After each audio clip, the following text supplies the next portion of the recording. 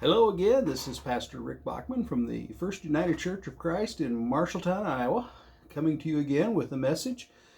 During this pandemic, I am sure you, like everyone else, is getting to the point where you're getting very frustrated, you're very tired, and you're very ready for this to be all said and done. And with that, occasionally we can get ourselves into a position of feeling kind of weak and just not wanting to be going through this anymore. You're thinking, maybe I'm not strong enough to face this coming up. Well, that's where our message comes from today, is strength and weakness. And we're going to discuss a few things about strength and weaknesses as man understands it and as God understands it. The scripture I'm going to start with today is 2 Corinthians 12, 9 through 10, reading from the English Standard Version. So to keep me from becoming conceited because of the surpassing greatness of the revelations, a thorn was given to me in the flesh, a messenger of Satan to harass me and to keep me from becoming conceited. 3 times I pleaded with the Lord about this, that it should believe in me. But he said to me, my grace is sufficient for you, and my power is made perfect in weakness. Therefore I will boast all the more gladly of my weakness, so that the power of Christ may rest upon me. For the sake of Christ, then, I am content with weakness, insult, hardship, persecution, calamities. For when I am weak, then I am strong. It's hard to understand when we look at life and we look at the way man generally faces life, just how difficult it is to sometimes see things through God's eyes. The truth of the reality is that we oftentimes see only through our own mindset, through our own ideal, and with that, we skew the way we see things and the way we perceive things. It's interesting, one of my members of my church shared with me that I tend to read scriptures and liturgy way too fast. It's something I'm working on, and I'm continuing to work on. Evidently, I haven't got it down yet. But it reminds me of a story that a pastor was going through reading the 23rd Psalms with the unison of the congregation, and he announced, will the lady who's always at the still waters, while the rest of us are at the green pastures, please pause until we catch up. Now, that's the story of life in a lot of ways. We all meet things at different levels, at different speeds, and sometimes at different perspectives of how it should be done. And when it comes to strength and weaknesses, I suggest that we all know what strength and weakness is, and we all have our own battles. But I can tell you from my own point of view that this is a personal story for me. You see, as a young boy, I was bullied quite a bit. I was also the victim of physical abuse. And so consequently, I desired to get stronger quick. I wanted to get big enough and strong enough to defend myself, to fight back, and to win the battle of strength with these folks that were hurting me. And as a young man, I was given the opportunity to do a lot of hard physical labor and quickly did, in fact, develop to be quite a strong young man. In fact, at age 18, I probably was one of the stronger people in my county. I won't say I was the strongest, but I was certainly one of the strongest. I was exceptionally strong. And the funny thing is, as strong as I was, there still was no assurance or security in that strength. I still was in fear. I still had many things that made me doubt. So even with all the strength that I had, doubt was still there, and you perhaps could say that I wasn't strong enough. Now that's kind of an interesting situation to be in, where you have the physical strength to be stronger than most men and still be afraid of other men because of the fact that you've always known physical abuse all your life. But I'm here to tell you that it's not as unusual as it may sound. For any of you who've grown up on the farm and are familiar especially with the older tractors, Those old tractors, for the most part, the body was made out of what was called cast iron. Now, cast iron is a very durable, strong product. And a majority of heavy-duty working tractors who took a lot of abuse were made from cast iron. But anyone who has worked with cast iron will tell you that if you go out on a very, very brittle, cold morning and start tapping too hard on cast iron with a hammer, you're going to have catastrophic results. That cast iron will shatter like glass. For all of its strength, it's also very weak. And I guess if you think about it from that perspective, that is kind of our human behavior. My desire to be strong created me a weakness that no amount of strength could overcome, a weakness that, frankly, I wanted to have security with, and no matter how much strength I had, I didn't seem to get any security from it. And it's interesting because as I read in the scriptures as a young man about Paul, who started out as Saul, he seemed to have a similar journey. Now, Paul started out, like I say, his name was Saul. He was educated by some of the greatest theologians of his time. He was a sharp young man. He rose quickly in the ranks of the religious hierarchy. He became a Pharisee's Pharisee by his own words.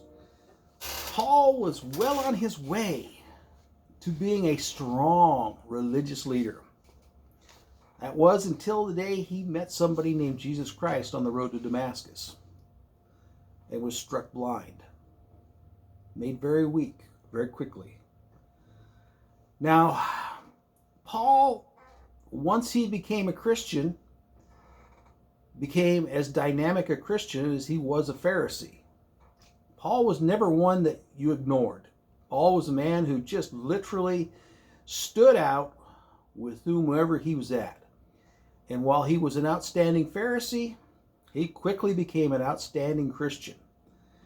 And he had results. I love when you look at the book of Acts and you hear the things that Paul and Peter and those guys were doing.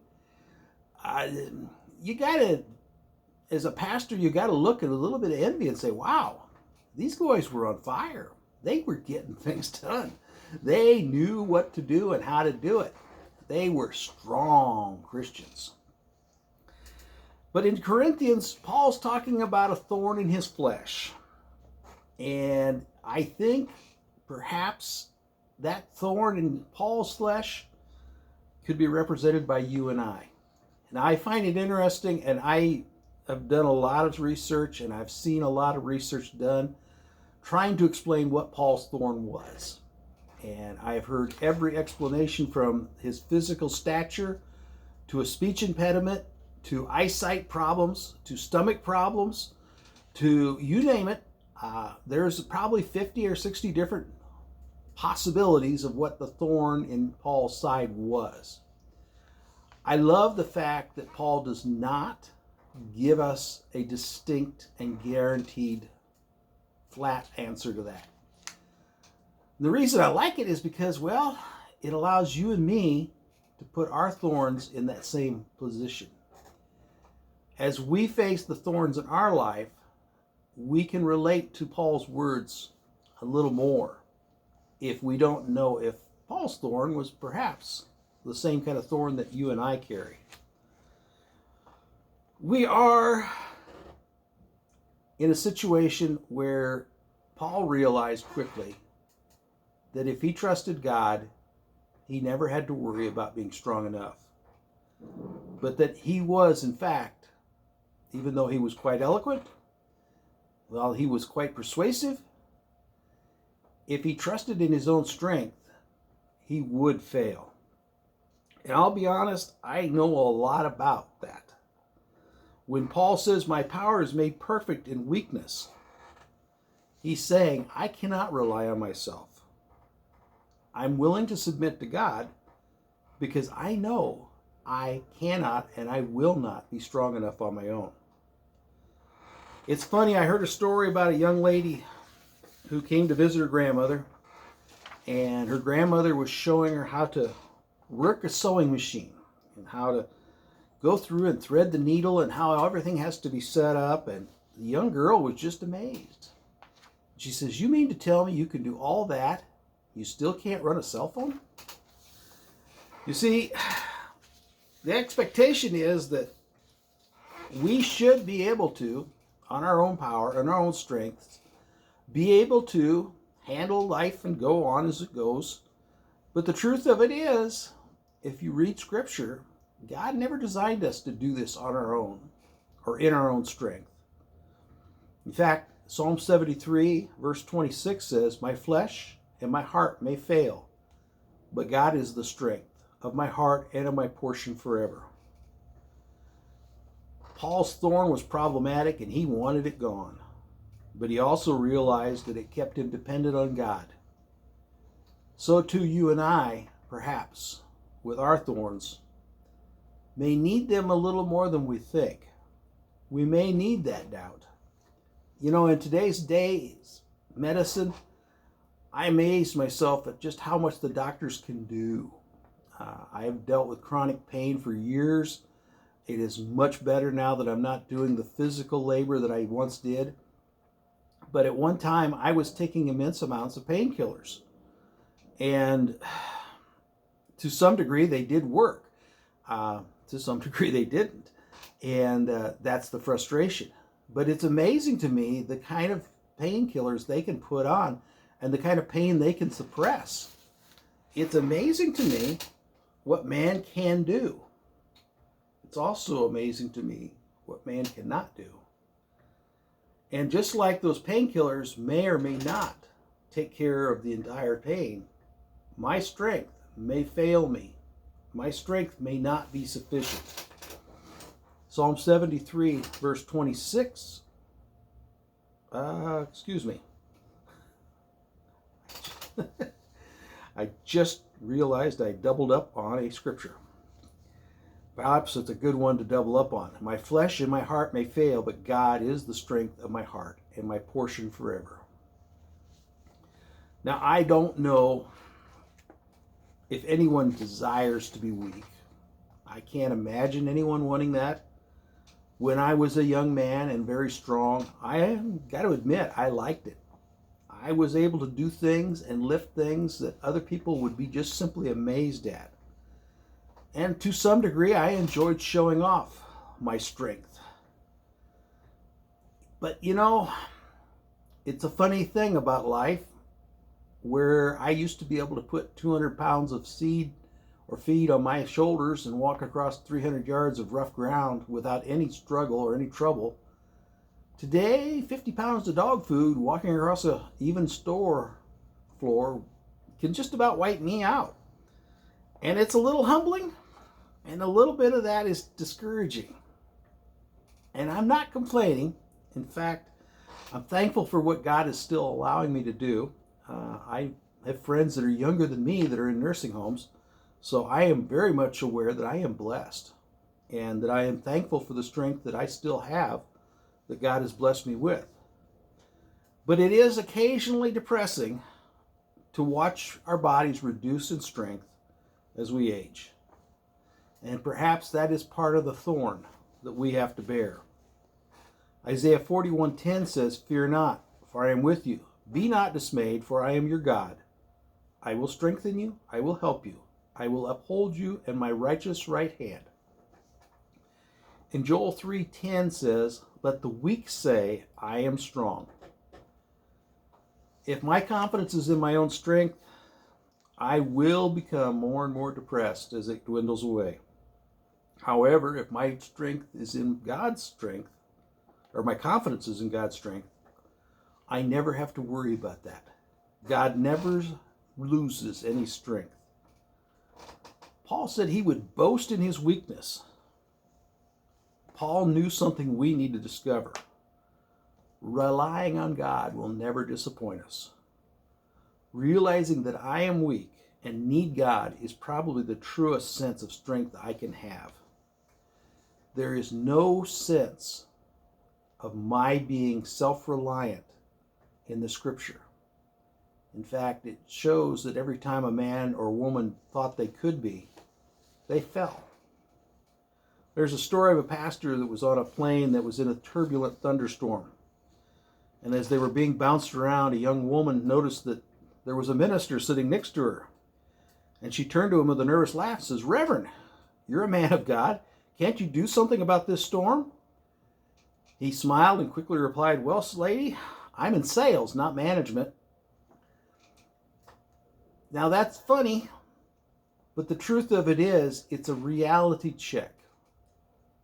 Where I am at in this whole game of strength and weakness, I'm not supposed to be the strong one. I'm not to be the one that's in management, so to speak.